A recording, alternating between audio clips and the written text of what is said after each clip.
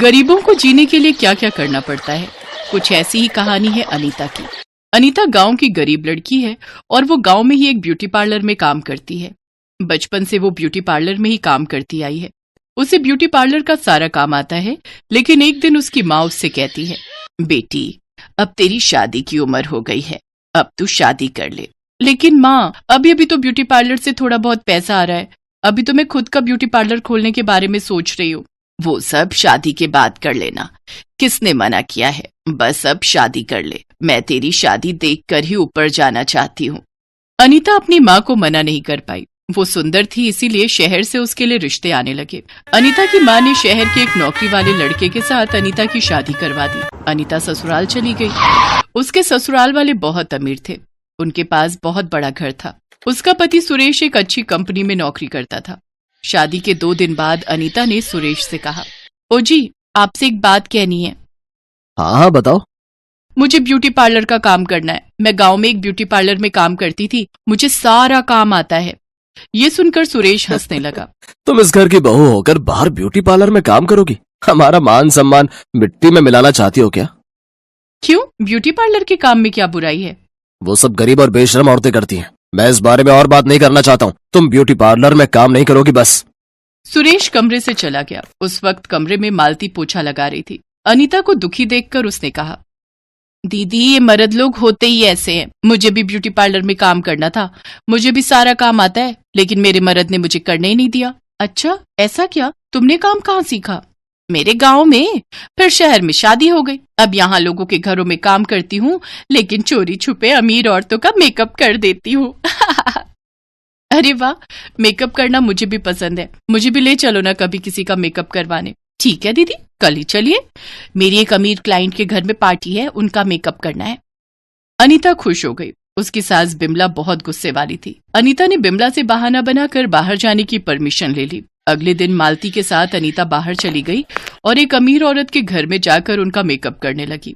अनीता ने उस औरत को बहुत सुंदर बना दिया। अरे वाह, तुम्हारे हाथ में तो जादू है।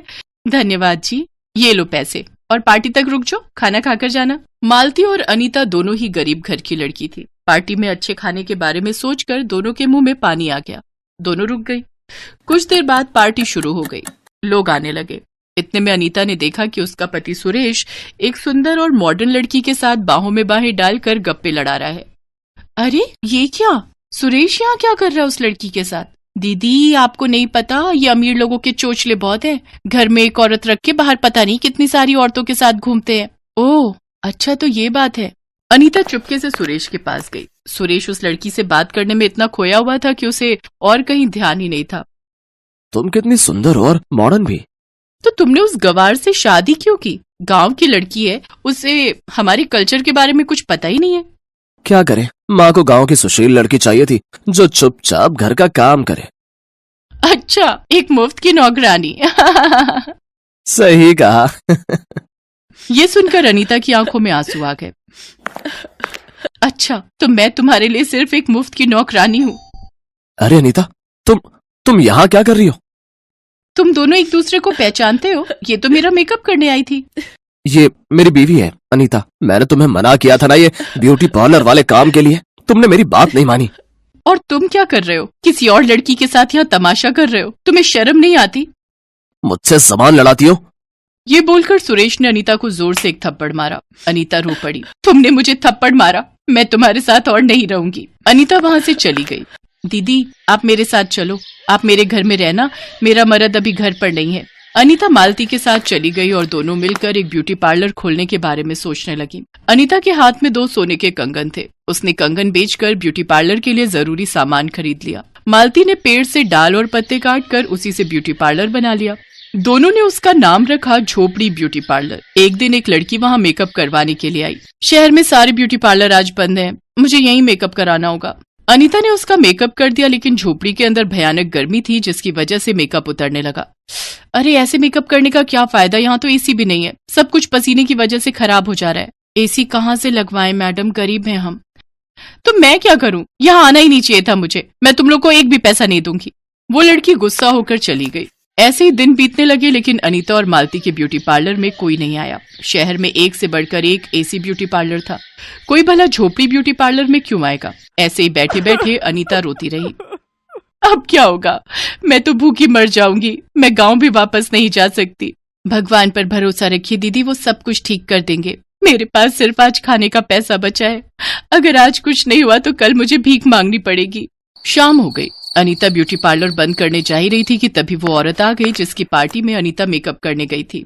अरे तुम यहाँ? मैं तुम्हें कब से ढूंढ रही थी। क्यों मैडम, क्या बात है? अरे तुमने जैसा मेकअप कर दिया था वैसा मेकअप उसके बाद कोई कर ही नहीं पाई। आज मुझे शादी में जाना है, मेरा मेकअप कर दो। अनीता ने झोपड़ी ब्यूटी पार्लर में उनका मेकअप किया और अपनी दुख की कहानी बताई। उस औरत ने कहा, ओह ये बात है, ठीक है, तुम चिंता मत करो, मेरे पास बहुत पैसे हैं। मैं तुम्हारे ब्यूटी पार्लर में इन्वेस्ट करूंगी और यहाँ एक शानदार एसी ब्यूटी पार्लर बनाऊंगी। ये लो पैसा। उस औरत ने अनीता को पैसा दिया। अगले दिन वो औरत और पैसा लेकर आई और 1 महीने के अंदर वहाँ एक शानदार एसी ब्यूटी पार्लर बन गया। अनीता और मालती उस पार्लर की मालकिन बन गई। अनीता के हाथों में जादू था। कुछ ही दिनों में उसकी ब्यूटी पार्लर में औरतों की भीड़ होने लगी और इस तरह गरीब बहू एसी ब्यूटी पार्लर चलाकर पैसे कमाने लगी। सपना, प्रीति और भूमि की शादी शहर में बसे 3 भाइयों आलोक, पराग और रौनक से हो जाती है। शादी करके तीनों जैसे ही अपने ससुराल आती हैं तो हाथ में आरती की थाली लिए उनकी सास जानकी उनका गृह प्रवेश करवाते हुए कहती है, आओ मेरी तीनों बहुओं, अब अपने पैरों से इस कलश को गिराकर अंदर आ जाओ। जी सासू माँ। बड़ा सा ससुराल देखकर तीनों देसी बहुएं टशन में बोलती हैं, हाय दैया, ये तो एकदम फिल्म स्टार शाहरुख खान के घर जैसा घर है प्रीति। हाँ सपना, अगर ऐसा घर अपने गांव में होवे ना तो गर्दा गर्दा मच जाई। हमको तो अपनी आंखन पर विश्वास ही नहीं हो रहा है कि हमारी शादी इतना बड़ घर में हुई है। उनकी बातें सुनकर उनकी ननद श्रुति कहती है, ओ गॉड, अभी इन्हें आए 1 पल भी नहीं हुआ और इन्होंने अपनी गवारपंथी दिखानी शुरू कर दी। जरा अपने कायदे में रहकर बात करो ननद जी, आप हम तीनों बहनों के बारे में नहीं जानती हैं। अरे पूरे बनारस में हम तीनों बहनें अपने जुगाड़ूपन के लिए फेमस हैं, फेमस। ओहो, अब बस भी करो तुम ननद भाभी ने अभी से ही नोकझोंक शुरू कर दी। चलो अब मेरे तीनों बेटे अपनी अपनी बीवियों को उनके कमरे दिखा दो। अगले दिन सुबह तड़के 5 बजते ही तीनों बहुओं की आंख खुल जाती है और वो किचन में साफ सफाई पर लग जाती हैं। तभी उनकी ननद श्रुति किचन में जाती है तो वो देखती है कि उसकी तीनों भाभियां मिट्टी से बर्तन घिस रही होती हैं।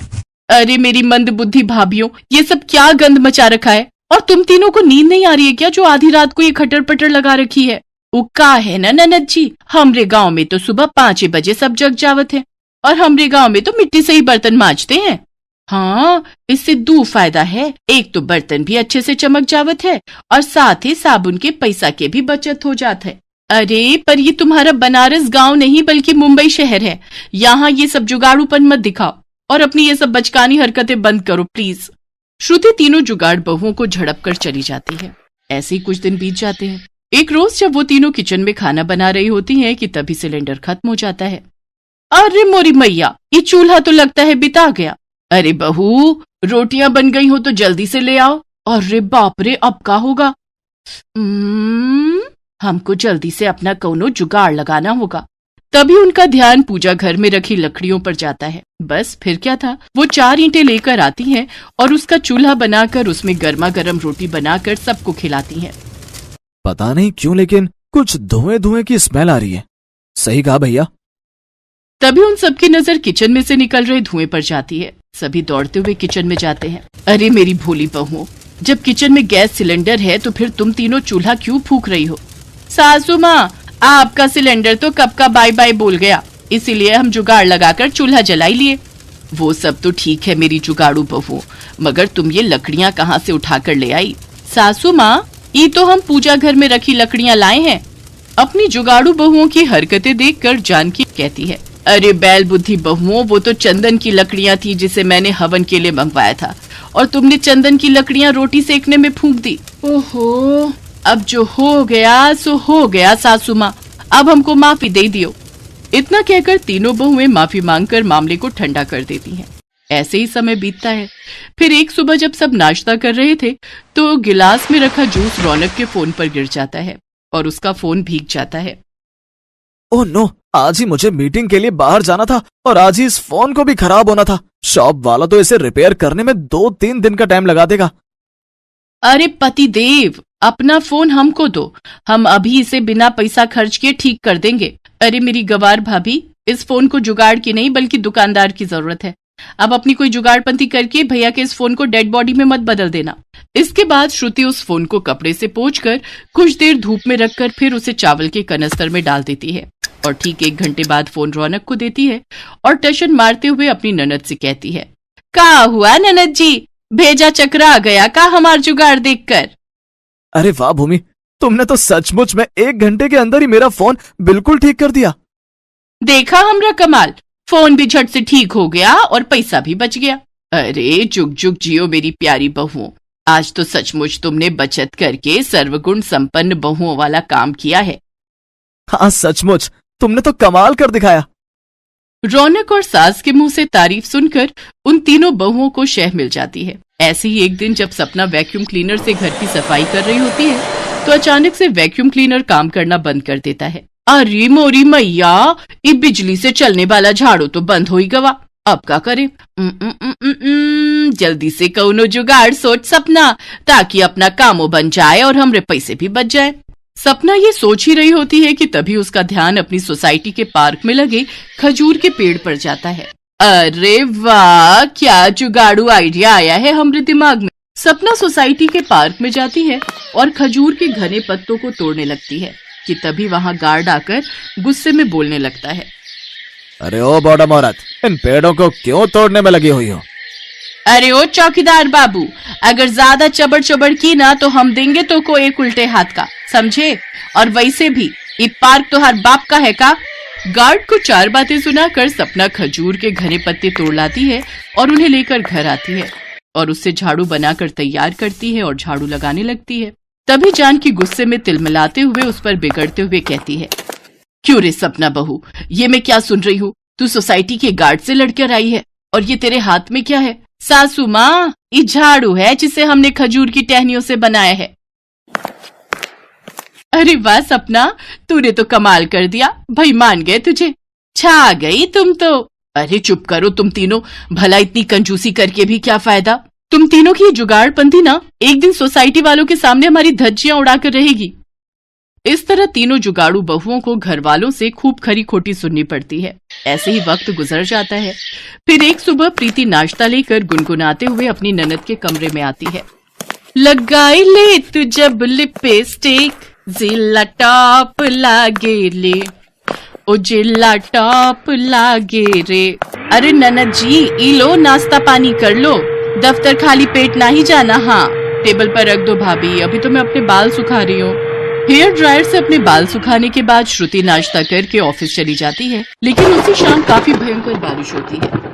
अरे प्रीति, तुम मेरा वाला कुर्ता पजामा प्रेस करके रख देना, कल मैं ऑफिस वही पहनकर जाऊंगा।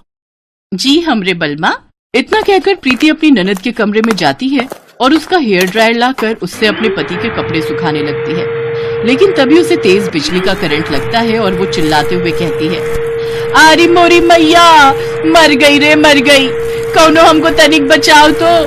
सभी भागते हुए अंदर आते हैं और श्रुति जल्दी से बोर्ड का स्विच बंद करती है। अरे ये सब कैसे हुआ? प्रीति उसे सारी बात बताती है और श्रुति उन्हें खूब सुनाती है। भाभी, मैंने तुम्हें पहले भी समझाया था ना, आज अपनी बेवकूफियों की वजह से तुम्हारी जान तक भी जा सकती थी। मैं कहती हूँ अब तो अपनी इन जुगाड़पंथियों से तुम तीनों बाज आ जाओ, नहीं तो अठन्नी चवन्नी बचाने के चक्कर में एक दिन अपनी जान से हाथ धो बैठोगी। श्रुति बेटी बिल्कुल सही कह रही है, बहू इतनी कंजूसी भी अच्छी नहीं, और जिसका काम वो उसी को साजे, कोई दूजा करे तो बुद्धू बाजे। हमको समझ आ गया सासू माँ, अब हम कोनो भी काम में जुगाड़ नहीं लगाएंगे।